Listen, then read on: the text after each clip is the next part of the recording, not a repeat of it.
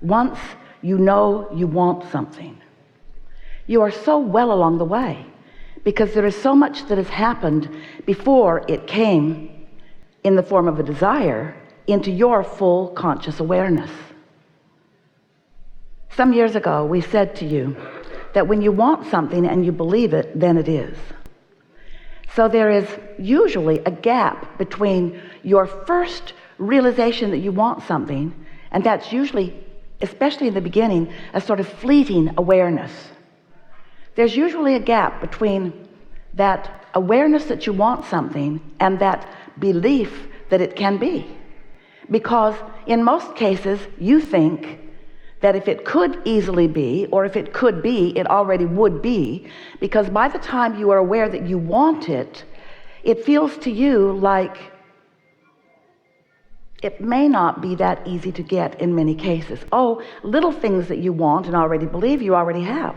When you think, I would like to have that, but I don't have it, you don't allow any momentum to gather. You don't allow your point of attraction to improve. You don't prepare yourself to let it into your awareness. You don't let yourself translate it into the see it and hear it and smell it and taste it and touch it version. And you're here for that.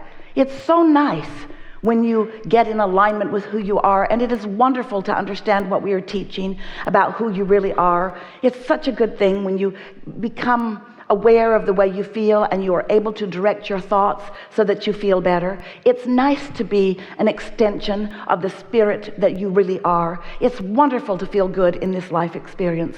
And that's mostly what we talk to you about all day, every day, when you allow your ears to get into the vicinity of what we have to say. But we never, ever, ever want to give you the impression that it is not a good idea, because it is a good idea for you to get the things that you want, experiences that you want, relationships that you want. You have come as brilliant, really genius, and such blessed creators with the express intention of sifting through this time-space reality and coming to your own conclusions about what you desire. In order for the universe, source energy, and all of the cooperative components to come together in order to allow you to experience the fullness of these things that you want. Sometimes, especially in a group like you want to have a conversation about spiritualism versus materialism. And we say there is nothing more spiritual than the manifested version of spirit. This that is all around you is what you came for. You came because you are leading edge creators. So you came into a leading edge environment because you want to create leading edge experiences and things in this leading edge environment. And really, nothing less than that will ever do for you. Because if life causes you to give birth to a desire, this time-space reality has the wherewithal to supply all of the ingredients to you and to it fully. You are not meant to deprive yourself of anything that you have identified that you want. So we began speaking to you about the creative process, what this deliberate creative process really is. Whether it's deliberate or not, this is the process. Step one says, life is going to cause you to come to an awareness of what you want. And that part's easy for you, isn't it? You know what you want. Sometimes hard for you to admit it because your beliefs tell you you can't have it, and it doesn't feel good to talk about things you want when you don't believe you can have them, but you know what you want. And we want you to know that we know what you want. We know what you want, and we know where you stand right here, right now, in relationship to everything you want. So when that desire occurs to you, oh, it is such a good thing. Step one has happened. Life has caused you to give birth to a desire, and it is well along the way by the time you are consciously aware of it. Step two is, source becomes a vibrational match to that desire. Your inner being wraps itself all around the desire that you have given birth to and becomes a point of attraction. And law of attraction begins responding to that point of attraction. So your desire begins to formulate into much more than just the thought form that it is when you realize you want it, all the way in to this full-blown manifestation where you and others can see it and hear it and smell it and taste it and touch it. And all along the way in that progress, from it being an idea to becoming the full-blown creation that you want, all along that way, you can be and are meant to be joyful as you are able to witness the cooperative components coming into place, supporting your idea, giving you hunches and nudges and impulses and inspiration so that you have right time, right place things, rendezvous happening all the time. We want you to reach the place where you are not feeling discord between the desire and the full manifestation of it. If you can decide today that you're going to enjoy every step along the way as this full-blown, already in progress idea of desire that is backed up by source energy, by all that is, by your inner being, and by every cooperative component in the universe, if you can accept that this desire is already well underway, and you can then sit in a relaxed understanding that it is going to come to full fruition unless you do that thing you do that prevents you from witnessing it happening. That thing that you do is what step 3 is all about. That thing that you do is you must think in favor of it happening, not in discord. You have to be a cooperative component with your own powerful, important thoughts. You can't think against your own desires and allow that gap to close. You have to lean in the direction of it. Your work is to believe what you want. Talk yourself into believing what you want. Cease the split energy. I want it, but I would really like to have that, but I've wanted it for such a long time and it's just not happening. Yeah, right. I would really like to have that, but I don't know anyone that has that easily. I want that, but there's too much of a price that I would have to pay in order to get that. You often shoot your desires in the foot with your awareness of what is. And that's the part that we really want to get your attention about here and now. Because isn't this interesting? So you're standing in a place, living some life, and life shows you or brings you to an awareness that you are without something that you want to have. So knowing what you don't want or what you don't have helps you to know what you do want. So this desire becomes more and more and more until it comes into your conscious awareness. And so now you have a desire. You have a desire, and do you know what the only thing is that's keeping you from closing in on your desire, from having fun, watching things come into place and getting the fullness of it? Do you know the only thing that's keeping you from it? You're looking at what is, and what is opposite of what you want. And so the what is vibration has more of your airtime. You're talking more, thinking more about what is. And so you're not allowing yourself to talk and think about what's becoming. So you are pessimistic about what's becoming because you're talking about what is. And isn't that interesting?